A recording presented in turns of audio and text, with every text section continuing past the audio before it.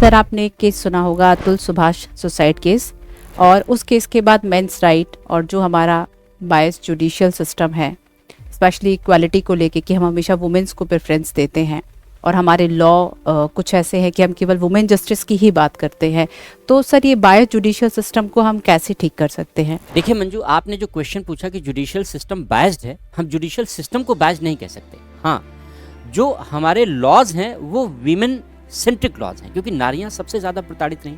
Domestic violence, डारी death या डारी के मामले में प्रताड़ना के केसेस, इसलिए जो लॉज बनाए गए वो वीमेन सेंट्रिक लॉज हैं। जाहिर सी बात है कि जब कोई भी महिला कोई भी केस दर्ज करती है तो उसमें महिला के प्रति एक सहानुभूतिपूर्वक झुकाव होता है।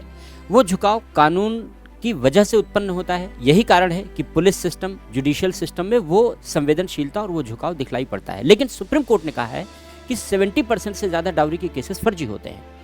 जाहिर सी बात है कि कोर्ट इस बात को एक्सेप्ट करता है कि मेल भी वायलेंस के शिकार हो रहे हैं और फर्जी केसेस दर्ज हो रहे हैं।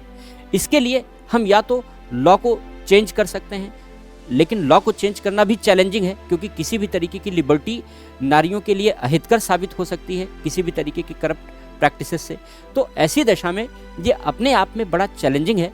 लेकिन हमें जुडिशियल रिफॉर्म, लीगल रिफॉर्म तो करने ही होंगे, जिससे कि इस तरीके का जो सुसाइड केस हुआ है वो दोबारा उत्पन्न ना हो, क्योंकि ये लीगल रिफॉर्म ना होने की पराकाष्ठा है।